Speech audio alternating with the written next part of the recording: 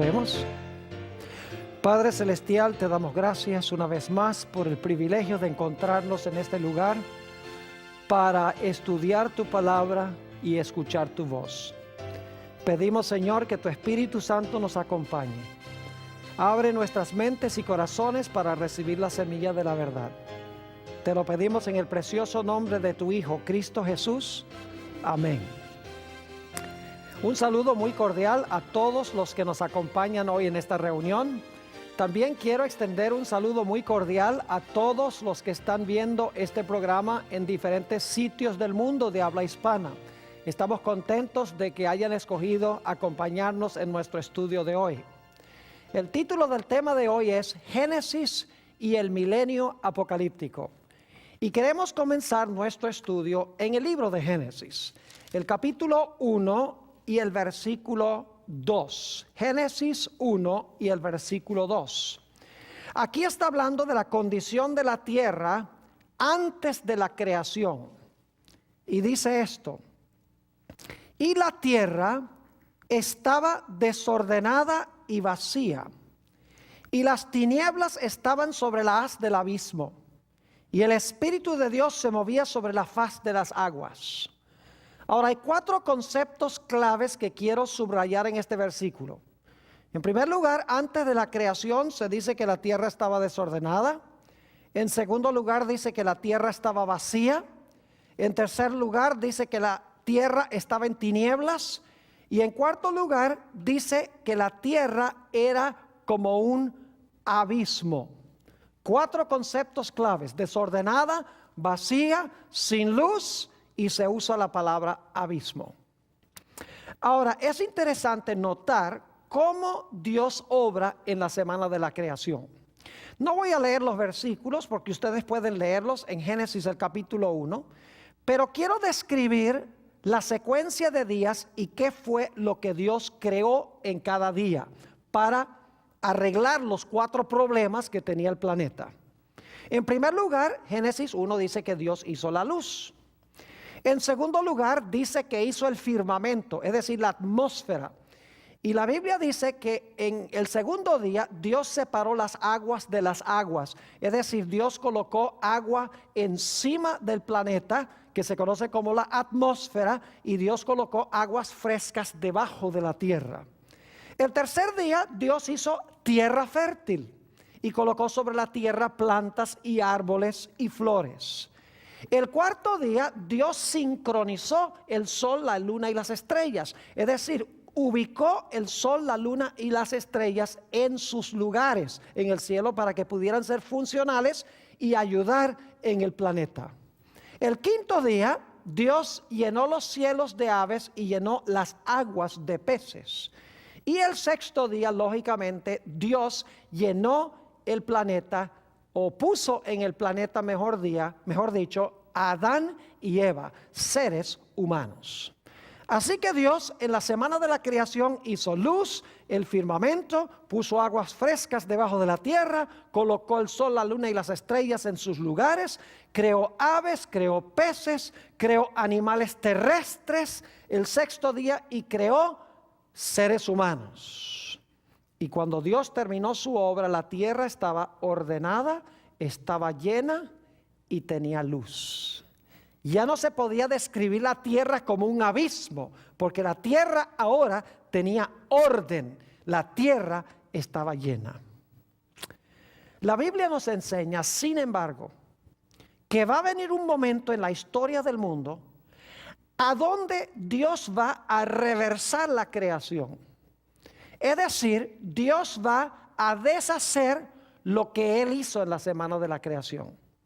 El libro de Apocalipsis, en el capítulo 16, y no lo vamos a leer tampoco porque son 21 versículos, pero en Apocalipsis 16, el versículo 1 al 21, encontramos la descripción de 7 plagas devastadoras que van a reducir el planeta a la condición en la cual se encontraba antes de la creación.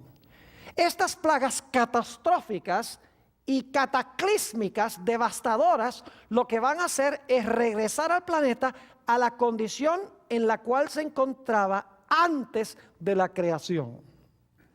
Es interesante notar que las 7 postreras plagas culminan con la segunda venida de Jesús. Es decir, después que las plagas han devastado al planeta, el proceso de desolación y destrucción culminará con la segunda venida de Jesús. Quiero que notemos este evento como se describe en Jeremías 4 y el versículo 19. Jeremías 4 y el versículo 19. Habla aquí de el evento que conocemos como la segunda venida de Jesús. Y hay 2 palabras claves que quiero que notemos en este versículo. Hay la palabra trompeta y está la palabra guerra o la palabra batalla. Note lo que dice Jeremías 4:19. Leamos. Mis entrañas, me duelen las fibras de mi corazón. Mi corazón se agita dentro de mí. No callaré. Y ahora escuchen. Porque sonido de trompeta has oído, oh alma mía, pregón de ¿qué? Pregón de guerra. 2 ideas, la trompeta y el sonido de ¿qué? O el pregón de guerra. Ahora, esto es importante porque el Nuevo Testamento nos indica que cuando Cristo venga, Él viene con el sonido de la trompeta. Note lo que dice 1 Corintios 15 y el versículo 51 y 52. 1 Corintios el capítulo 15 y el versículo 51 y 52. Leamos. Dice el apóstol Pablo: he aquí os digo un misterio. No todos dormiremos, pero todos seremos transformados. En un momento, en un abrir y cerrar de ojos. ¿Y cuándo será? A la final, trompeta. Porque se tocará la trompeta y los muertos serán resucitados incorruptibles y nosotros seremos transformados. Fíjense que aquí se nos dice que se va a tocar la trompeta y eso va a marcar la resurrección de los muertos y la transformación de los que están vivos.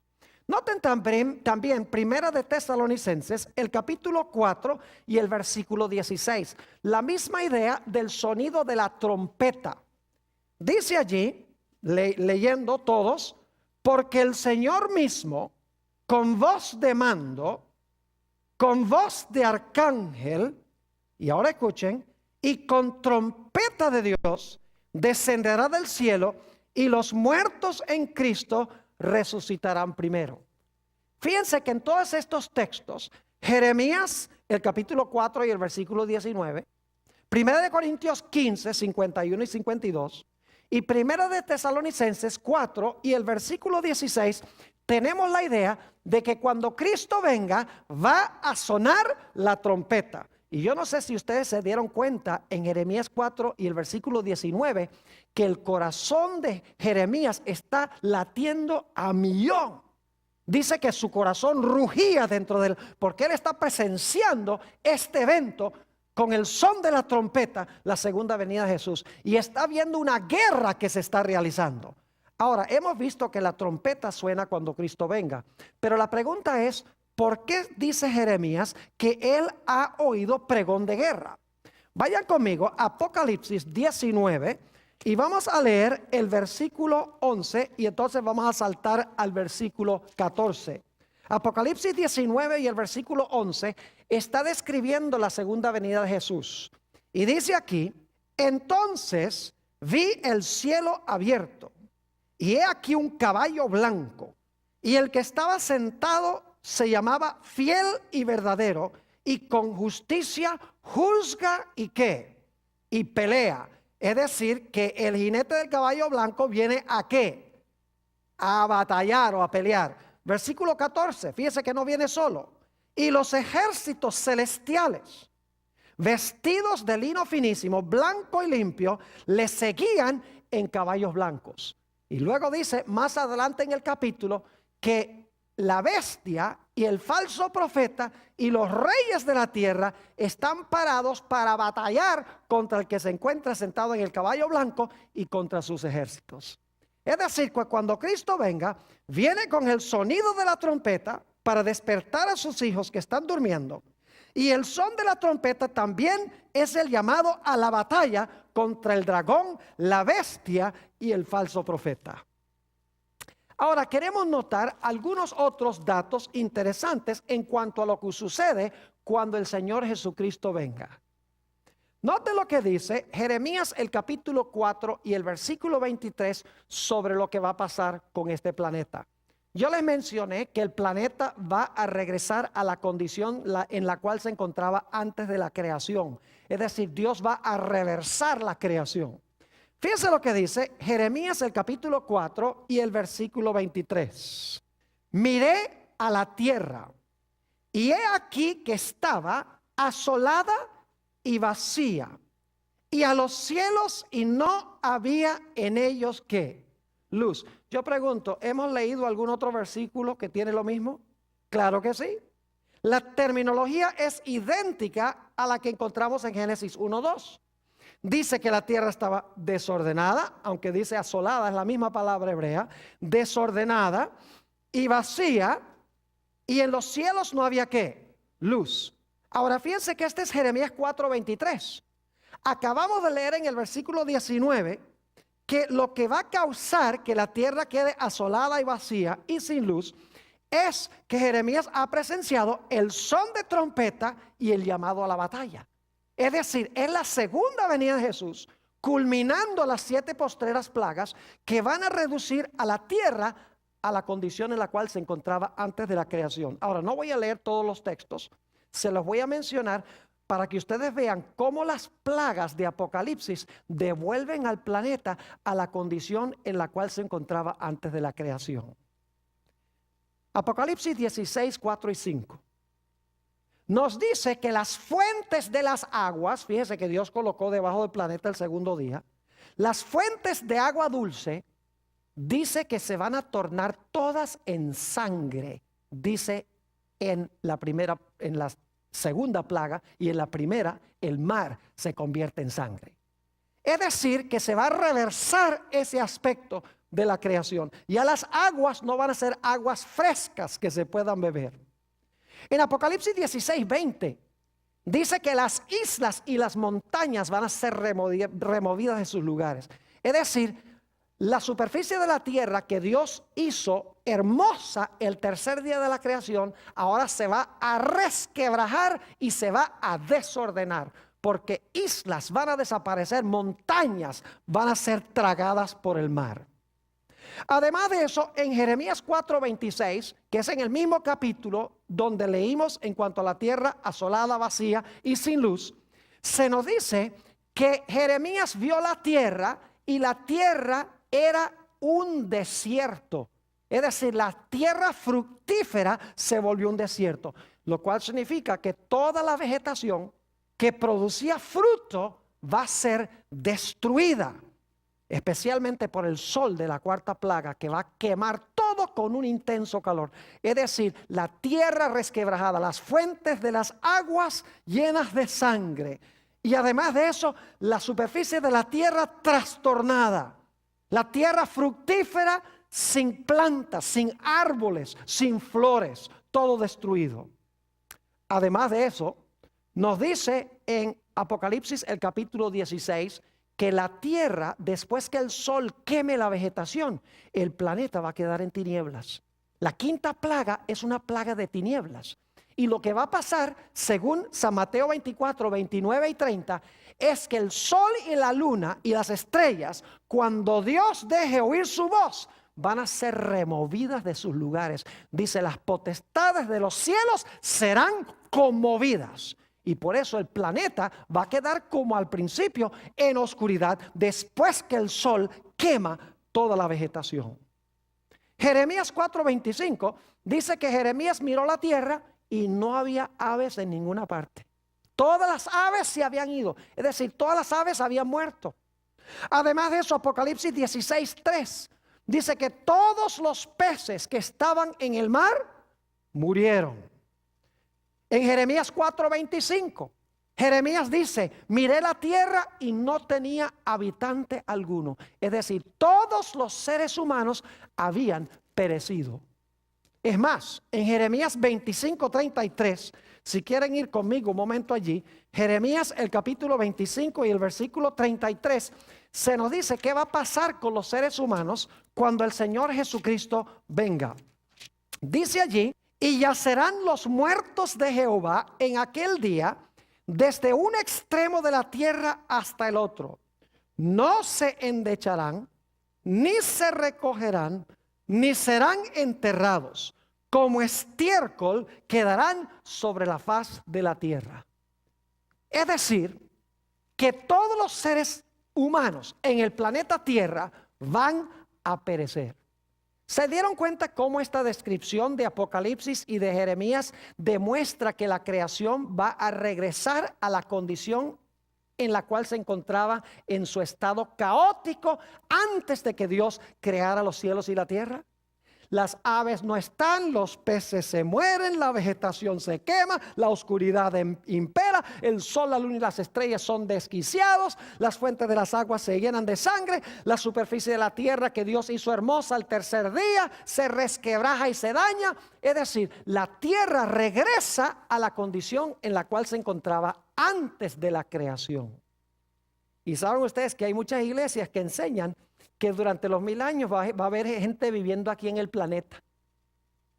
Y yo les pregunto, ¿cómo es que puede haber gente viviendo en el planeta Tierra después de esta descripción? ¿Acaso podía vivir gente aquí en la Tierra antes de la creación? No. ¿Cómo podía vivir si no tenían atmósfera que respirar? ¿Cómo podían vivir si no había vegetación que comer? ¿Cómo podían vivir si el sol y la luna no marcaban las estaciones y el tiempo? ¿Cómo podían vivir los animales sin vegetación? Es decir, que con el planeta en esta situación es imposible que en este mundo viva algún ser humano durante el milenio acá. Es una imposibilidad. Sin embargo, muchas iglesias enseñan que esta tierra va a ser un hermoso paraíso como el huerto del Edén. Y el Señor Jesucristo se va a sentar en el trono de David y aquí la gente va a vivir feliz durante un periodo de 1000 años. Es imposible porque las plagas y la segunda venida habrán devastado completamente al planeta Tierra. Ahora yo pregunto, ¿qué pasará con los impíos y con los justos cuando vengan las plagas y cuando se realice la segunda venida? ¿Qué va a pasar con los impíos y con los justos? Noten Isaías el capítulo 24 y el versículo 1 al 4 con lo que va a pasar aquí en la tierra. Isaías 24 y el versículo 1 al 4. He aquí que Jehová vacía la tierra y la desnuda. Fíjense las expresiones. Dice, vacía la tierra y la desnuda. Y trastorna su faz, es decir, su superficie, y hace esparcir a sus moradores. Y sucederá así como al pueblo, también al sacerdote, como el siervo, así a su amo, como a la criada, su ama, como al que compra, al que vende, como al que presta, al que toma prestado, como al que da al ogro, así como al que lo recibe. Es decir, a todo el mundo le va a pasar por igual. Versículo 3. La tierra será enteramente vaciada y completamente saqueada, porque Jehová ha pronunciado esta palabra. Se destruyó, cayó la tierra, enfermó, cayó el mundo, enfermaron los altos pueblos de la tierra. Fíjense cómo se describe la devastación que va a venir al planeta Tierra, la catástrofe, el cataclismo que va a pegar sobre este planeta. Ahora, cuando venga esta destrucción, ¿será que no va a quedar nadie aquí? Sigamos leyendo en el versículo 6 de Isaías 24. Dice, por esta causa la maldición consumió la tierra y sus moradores fueron asolados. Fíjense que los moradores de la tierra son asolados. Y ahora escuchen esto. Por esta causa fueron consumidos los habitantes de la tierra. Y dice en la versión del 60 de donde estoy leyendo, y disminuyeron los hombres. Ahora necesito explicarles algo sobre esa palabra disminuyeron. Una mejor traducción sería quedaron pocos hombres. Es decir, cuando la tierra sea devastada, dice, quedaron pocos hombres. Y entonces alguno dirá, pero Pastor Bor, usted acaba de decir que cuando se realice esto, no va a quedar nadie. Todos van a perecer. Entonces, ¿quiénes son los que quedan aquí? ¿Quiénes son los pocos que quedan? ¿Quiénes son los que permanecen después que el número de hombres disminuyen? Necesitamos regresar a Génesis, el capítulo 7 y el versículo 23 y 24. Génesis 7 y el versículo 23 y 24. Fíjense qué interesante esto. Vamos a leer este pasaje que tiene la mismita palabra hebrea. Dice allí en Génesis 7:22, hablando del diluvio, leamos, todo el que tenía aliento de espíritu de vida en sus narices, todo lo que había en la tierra, ¿qué? Murió. Así fue destruido todo ser que vivía sobre la faz de la tierra, desde el hombre hasta la bestia, los reptiles y las aves del cielo, y fueron raídos de la tierra. ¿Cuántos de los que estaban en la tierra murieron? Todos. Pero permanecieron unos poquitos después que se disminuyeron todos. ¿Quedaron algunos? ¿Sí o no? Sí. ¿Y quiénes fueron los que quedaron? ¿Los malos o los buenos? Oh, los que fueron dejados o los que quedaron fueron los buenos. Porque dice en la última parte del versículo, y quedó, esa es la mismita palabra, disminuyeron de Isaías 24, quedó solamente Noé y los que con él estaban en el arca. Es decir, cuando se disminuyen los hombres que van a ser destruidos por esta catástrofe devastadora, ¿quiénes son los únicos que van a quedar? Los únicos que van a quedar vivos son ¿quiénes? Los justos, representados por Noé y su familia. Ahora, ¿por qué traigo a colación esto? Porque hay muchos que enseñan hoy en día que Jesús va a venir a este mundo en un rapto, 7 años antes de su venida gloriosa, y se va a llevar al cielo en el rapto a los fieles. Y cuando venga, van a morir muchos de los que están sobre la tierra, pero van a quedar algunos impíos vivos, porque Jesús 7 años más tarde va a regresar. No es posible esto, porque nos dice Jesús que como fue en los días de Noé, así será la venida del Hijo del Hombre. Es decir, como pasó allá, va a pasar en el futuro. Ahora yo pregunto, cuando Noé entró al arca, ¿había 2 grupos de impíos afuera? ¿Muchos que murieron y quedó otro grupo de impíos?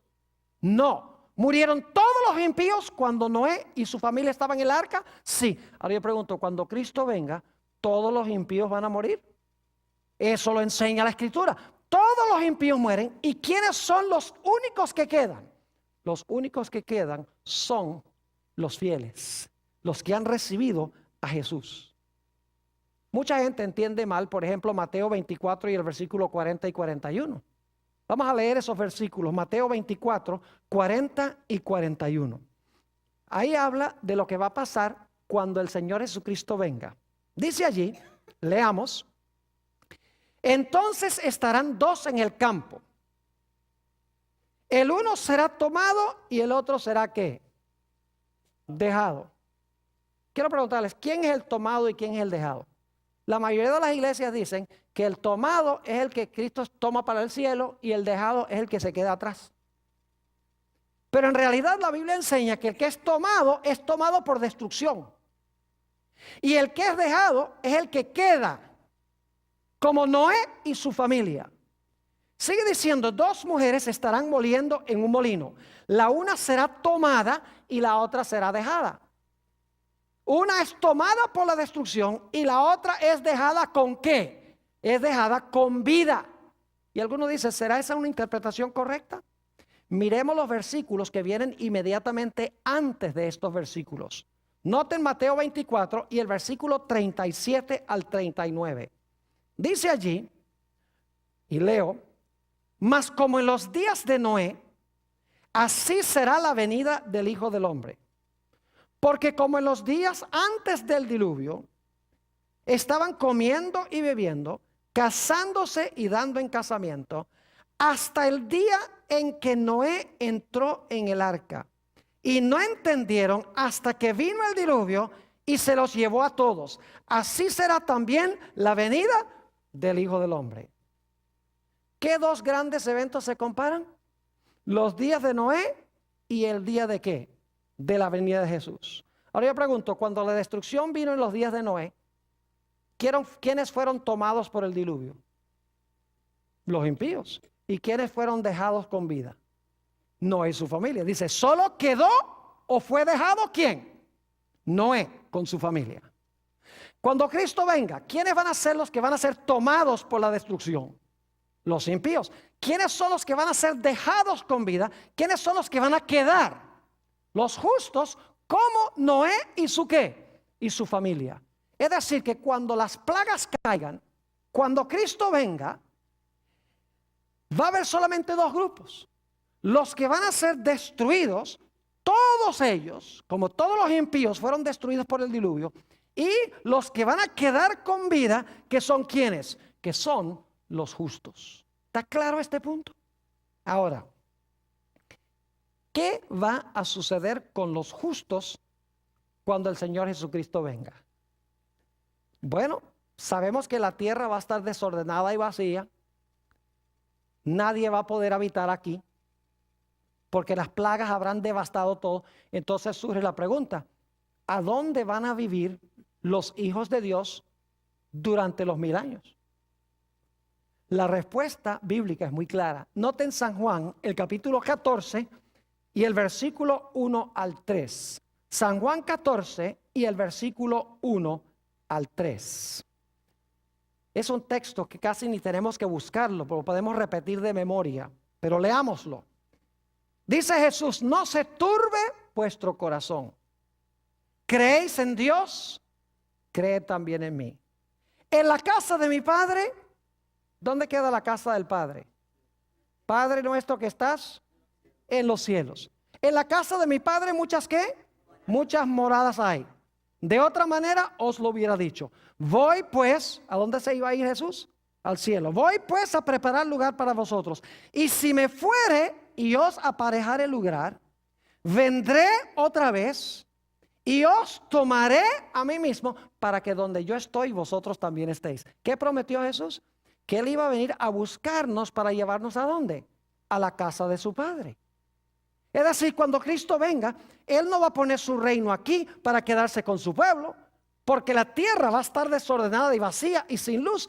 Dice aquí que Él está preparando un lugar en el cielo para llevar a sus hijos a la casa de su Padre. Y eso sucede a la segunda venida de Jesús. Noten también Primera de Tesalonicenses 4 y el versículo 15 al 17.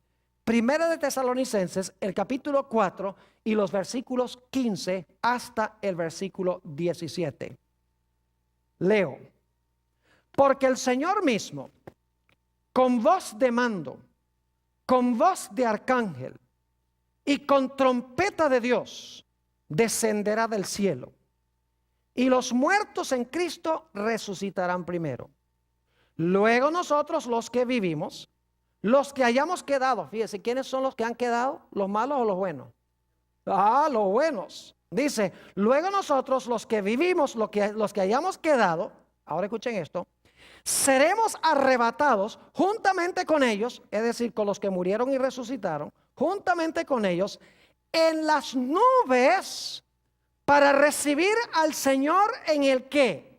En el aire. Y así estaremos siempre con el Señor. Yo pregunto, ¿Jesús viene hasta el planeta Tierra para establecer su reino acá?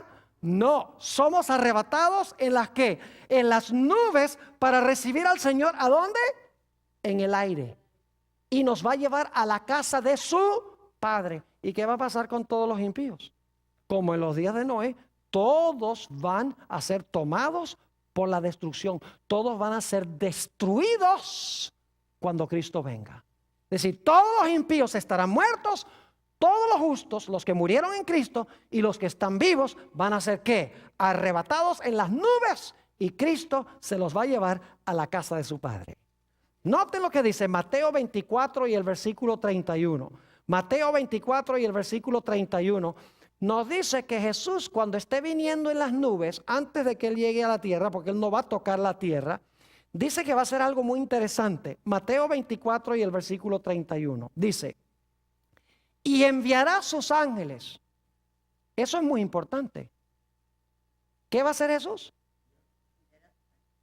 Si Él va a venir hasta la tierra, ¿para qué los va a enviar? Él tiene que estar en el aire. ¿Y qué está haciendo? Está enviándolos. Dice, y enviará sus ángeles con gran voz de ¿qué? Lo mismo que vimos antes, con voz de trompeta. Y juntarán a sus ¿qué? A sus escogidos de los cuatro vientos, desde un extremo del cielo hasta otro. Es decir, Jesús está arriba. Él manda a sus ángeles a buscar a sus escogidos y arrebatarlos en las nubes, dice la Biblia. ¿Qué son las nubes? Las nubes son nubes de ¿qué? De ángeles. La nube que se llevó a Jesús al cielo era una nube de ¿qué? Era una nube de ángeles. Es decir, que cuando Cristo venga, y aún antes de que venga con las plagas, la tierra será reducida a una ruina total. Todos los impíos mueren. Los justos son librados por Jesús, arrebatados en las nubes y son llevados a la casa del Padre, recogidos por los ángeles que son representados por las nubes. Pero ahora necesitamos hablar un poquito más de lo que va a pasar con los impíos y con Satanás y sus ángeles cuando Jesús venga. Vayan conmigo a Isaías el capítulo 28. El capítulo 24, y vamos a leer empezando en el versículo 18. Isaías el capítulo 24 y el versículo 18. Y ustedes van a ver la descripción catastrófica que se da aquí. Y acontecerá que el que huyere de la voz del terror caerá en el foso. Y el que saliere del medio del foso será preso en la red. Porque de lo alto se abrirán ventanas y temblarán los cimientos de la tierra. ¿Se dan cuenta qué es lo que se está describiendo aquí? Es la segunda venida de Jesús. Sigue diciendo en el versículo 19: será quebrantada del todo la tierra, enteramente desmenuzada será la tierra, en gran manera será la tierra conmovida, temblará la tierra como un ebrio y será removida como una choza, y se agravará sobre ella su pecado y caerá, y nunca más se levantará el planeta como lo conocemos hoy, hasta que Dios haga un planeta nuevo. ¿Se dan cuenta qué es lo que está diciendo aquí? La tierra va a ser resquebrajada, la tierra va a ser vaciada. Dice aquí que la tierra va a temblar, va a haber un terremoto mundial. La séptima plaga habla de un terremoto en el libro de Apocalipsis. Y ahora quiero que noten lo que dice el versículo 21. Ya hablamos de lo que va a pasar con los justos. Ahora hablemos de lo que va a pasar con los impíos y Satanás y sus ángeles. Versículo 21. Acontecerá en aquel día. ¿Cuál día? ¿Qué día se acaba de describir? El día que Jesús venga, ¿verdad que sí? Y acontecerá en aquel día que Jehová castigará al ejército de los cielos en lo alto. ¿A quiénes va a castigar? Al ejército de los cielos o al ejército celestial. ¿Y a quiénes más va a castigar? Y a los reyes de la tierra, ¿qué? Y a los reyes de la tierra sobre la tierra. Dos grupos van a ser castigados cuando concluyen las plagas y Cristo venga. El ejército celestial. ¿Y quiénes? Y los reyes de la tierra. Ahora, en primer lugar, hablemos del ejército celestial que va a ser castigado cuando Jesús venga. ¿Quién es el ejército celestial? No cabe duda que el ejército celestial son los ángeles. Nota lo que dice el libro de Efesios, el capítulo 6 y el versículo 12. Efesios 6 y el versículo 12. Y podríamos leer muchos versículos más donde se habla de que Satanás es el príncipe del aire. Dice allí en Efesios 6:12: porque no tenemos lucha contra sangre y carne, sino contra principados. Contra carne y sangre significa no estamos luchando contra seres humanos, sino contra principados, contra potestades, contra los gobernadores de las tinieblas de este siglo, contra huestes espirituales de maldad. ¿Dónde? En las regiones celestiales.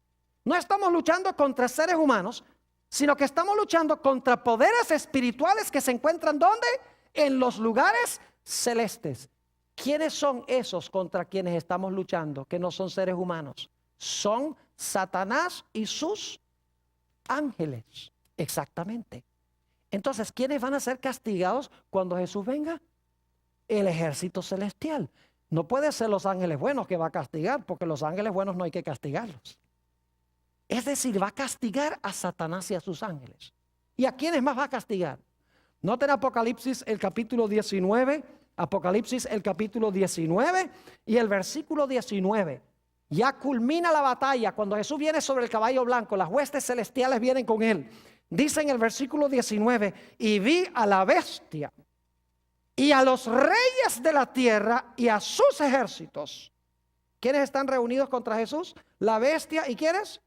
Y los reyes de la tierra, reunidos para guerrear contra el que montaba el caballo y contra su ejército. Y fíjese lo que va a pasar con los que se levantan, con los reyes que se levantan contra Dios. Versículo 21, y los demás fueron muertos con la espada que salía de la boca del que estaba sentado sobre el caballo, y todas las aves se saciaron de las carnes de ellos. ¿Va a castigar Jesús a los reyes de la tierra cuando Él regrese? ¿Cómo no? ¿Va a castigar a los ejércitos celestiales? Claro que sí. Va a castigar también a los ejércitos celestiales. Por eso Isaías, el capítulo 24 y el versículo 21 dice que en aquel día Jehová castigará al ejército celestial, que son Satanás y sus ángeles, y a los reyes de la tierra que se encuentran sobre la tierra.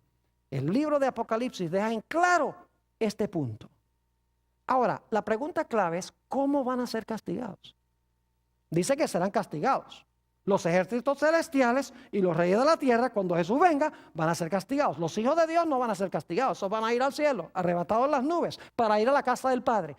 Pero ¿cuál será su castigo? Yo quiero que ustedes noten que el castigo de Satanás y sus ángeles y el castigo de los reyes de la tierra tiene dos etapas. Vayan conmigo otra vez a Isaías, el capítulo 24, y vamos a leer el versículo 22. Isaías 24 y el versículo 22.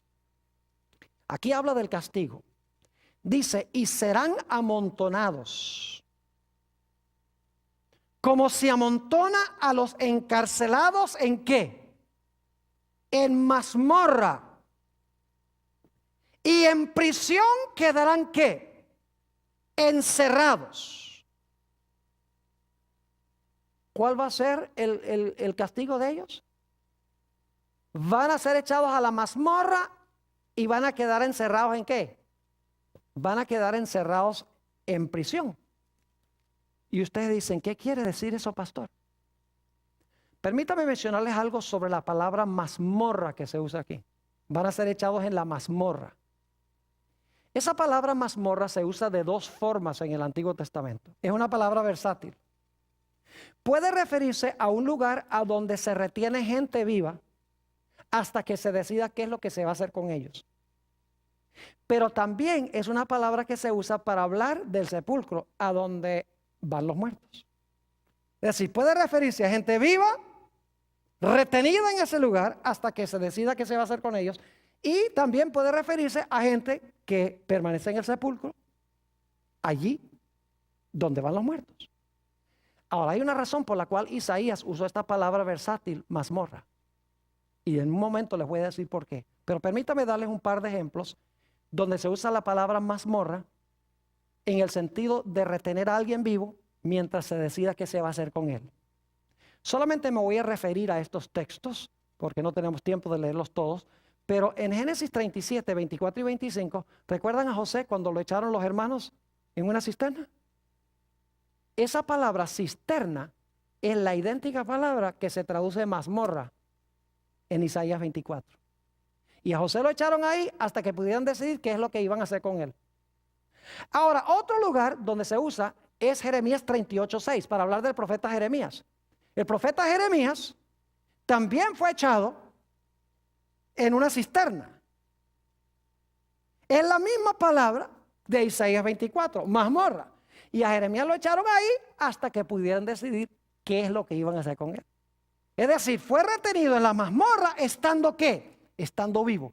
Pero saben que la palabra se puede usar también para hablar de retener gente en el sepulcro que está muerta. Noten un ejemplo. Isaías 38 y el versículo 18. Isaías 38 y el versículo 18. Dice allí, y leo, porque el Seol no te exaltará. Seol significa sepulcro. Ni te alabará la ¿qué?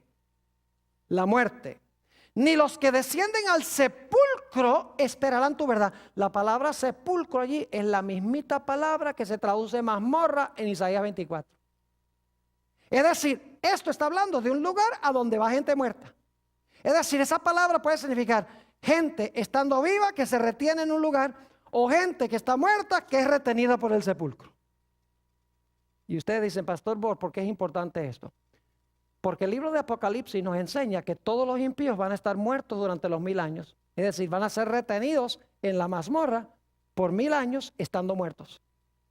Pero el mismo libro de Apocalipsis nos enseña que Satanás y sus ángeles van a ser retenidos y encarcelados aquí, no muertos sino vivos. Es decir, los reyes de la tierra y los ejércitos celestiales, ambos van a ser retenidos aquí. Los impíos estando muertos, porque ya leímos que van a ser destruidos. Y Satanás y sus ángeles retenidos aquí, pero estando ¿qué? Pero estando vivos. ¿Ustedes recuerdan esa palabra abismo en Génesis el capítulo 1 y el versículo 2? Note lo que dice Apocalipsis el capítulo 20. Apocalipsis el capítulo 20. Y quiero leer el versículo 2 y 3. Apocalipsis 20, 2 y 3. Fíjense lo que va a pasar con Satanás. Ya leímos de que los reyes de la tierra van a ser destruidos por la espada que sale de la boca del que viene sentado en el caballo. Pero noten lo que dice de Satanás. Dice, y prendió al dragón, la serpiente antigua, que es el diablo y Satanás. ¿Y qué le hizo? Lo ató por 1000 años. ¿Y lo arrojó a dónde? Al abismo.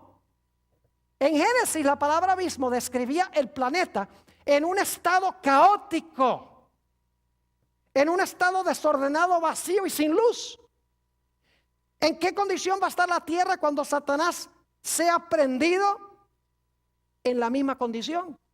Porque dice aquí, prendió al dragón, la serpiente antigua, que es el diablo y Satanás.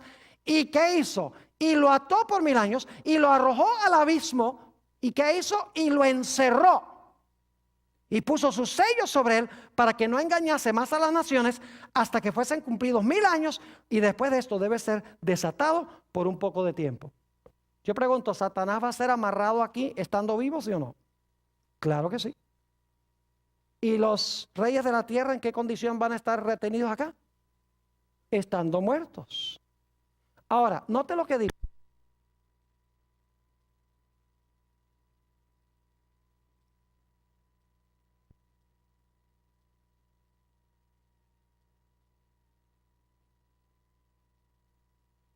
Dice que serán echados en la mazmorra y en prisión quedarán encerrados.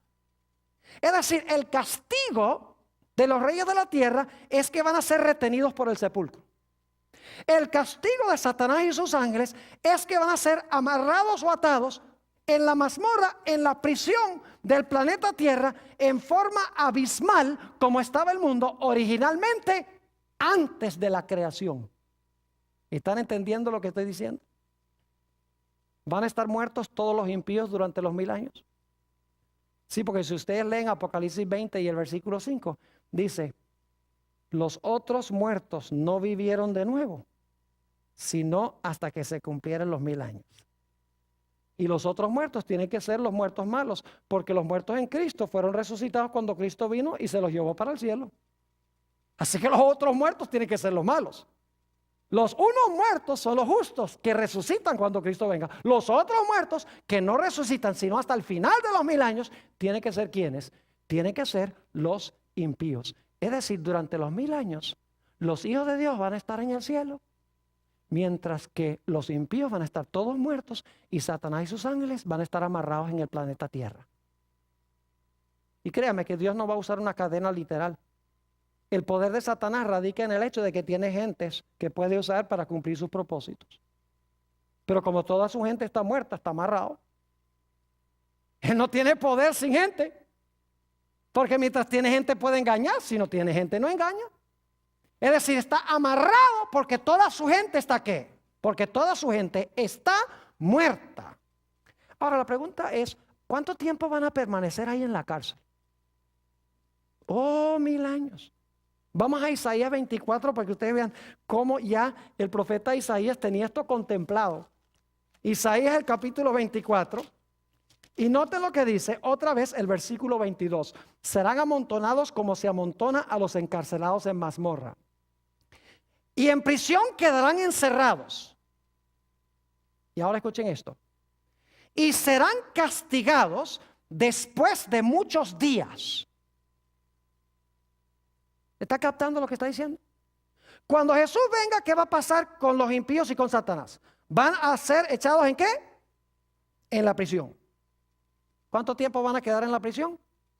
Aquí dice muchos días. ¿Cuántos son los muchos días? Apocalipsis dice que son 1000 años. ¿Está captándolo o no? 1000 años. Ahora, ¿cuántas etapas de castigo tienen los impíos y Satanás? Tienen 2. Noten la última parte otra vez del versículo 22. Dice, y serán castigados después de muchos días. Pero ya leímos que cuando Jesús venga, va a castigar al ejército celestial y va a castigar a los reyes de la tierra y los va a echar a la cárcel. Ahí los castigó. Pasan muchos días y luego dice aquí en el versículo 22 que después de los muchos días son castigados de nuevo. Es decir, el castigo de Satanás y sus ángeles y de los impíos tiene 2 etapas. Una etapa es cuando Cristo venga y los eche a la cárcel.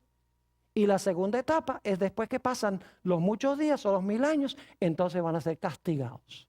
Es decir, van a ser destruidos de una vez por todas, lo que la Biblia llama la muerte segunda. Y yo pregunto, ¿qué van a hacer los hijos de Dios durante esos 1000 años? ¿Se han preguntado ustedes alguna vez por qué razón cuando Cristo venga, su segunda venida no acaba con los malos y con Satanás y sus ángeles de una vez? ¿Por qué es que viene, los encarcela y luego 1000 años pasan y después es al final de los 1000 años que los destruye? ¿Por qué no acaba de una vez con ellos y que no haya nada de 1000 años? ¿Saben por qué? Porque el pueblo de Dios va a tener un trabajito que hacer durante el milenio. Todos los impíos van a estar muertos aquí, Satanás y sus ángeles. Y los hijos de Dios en el cielo van a desempeñar una obra de juicio. Van a juzgar a los que se quedaron en la tierra. Para que todo el universo vea por qué se quedaron aquí. ¿Por qué no se los llevó Dios? Para que todos puedan ver la justicia de Dios. Eso lo dice Apocalipsis 24. Apocalipsis el capítulo 20 y el versículo 4 dice que se sentaron sobre tronos los justos y les fue dada la facultad de juzgar. También se menciona en 1 Corintios 6, 1 al 3. Si quieren ir conmigo allí, vamos a leer 1 Corintios el capítulo 6 y el versículo 1 al 3. El apóstol Pablo está hablando aquí de los hermanos que llevan a juicio a otros hermanos. Dice esto, y leo: ¿osa alguno de vosotros, cuando tiene algo contra otro, ir a juicio delante de los injustos y no delante de los santos? ¿O no sabéis que los santos han de juzgar al mundo? ¿Quiénes van a juzgar al mundo? ¿Los quiénes? Los santos. Y la palabra mundo significa los que no están con Cristo, los mundanos, en otras palabras. Y luego dice, y si el mundo ha de ser juzgado por vosotros, sois indignos de juzgar cosas muy pequeñas. ¿O no sabéis que hemos de juzgar a quiénes? ¿Hemos de juzgar a los ángeles? ¡Wow! Es decir, vamos a juzgar no solamente al mundo, los santos, al mundo, los mundanos, los perdidos, sino que los santos van a juzgar a ¿quiénes? A los ángeles. No puede ser los ángeles buenos, porque los ángeles buenos no necesitan juicio. Tiene que ser los ángeles malos. Dios va a abrir los libros y nos va a dar la posibilidad de ver qué hicieron los ángeles y qué hicieron los impíos para perderse. Y después de los 1000 años, leamos en Apocalipsis 20, 7 al 9 lo que va a suceder. Apocalipsis 20 y el versículo 7 al 9, Dios ahora va a ejecutar la sentencia que su pueblo ha determinado durante los 1000 años. Dice en Apocalipsis 27, y leo: cuando los 1000 años se cumplan, Satanás será suelto de su prisión. ¿Qué significa eso, que Satanás va a ser suelto de su prisión? Tiene que ser que el resto de los muertos ahora resucitan y con su gente ya tiene poder otra vez. ¿Y qué hará? Y saldrá a engañar a las naciones que están en los 4 ángulos de la tierra, a Gog y a Magog, a fin de reunirlos para la batalla, el número de los cuales es como la arena del mar. Y subieron sobre la anchura de la tierra y rodearon el campamento de los santos y la ciudad amada. ¿Qué va a hacer Satanás con todos los impíos que ahora han resucitado? Van a rodear ¿qué? La santa ciudad, con el fin de destruir a la ciudad. Y yo pregunto, ¿a dónde están los santos? Dentro de la ciudad. ¿Y de dónde vino la ciudad? Del cielo. Entonces, ¿a dónde estaban los santos durante los 1000 años? Yo no sé si captaron mi punto, ¿no? La ciudad desciende del cielo. Los santos están en la ciudad, por lo tanto, los santos deben haber estado en la ciudad, en el cielo. Así de sencillo es. Y luego dice qué va a pasar con ellos. Y dice, y de Dios descendió ¿qué cosa? Fuego del cielo y los ¿qué?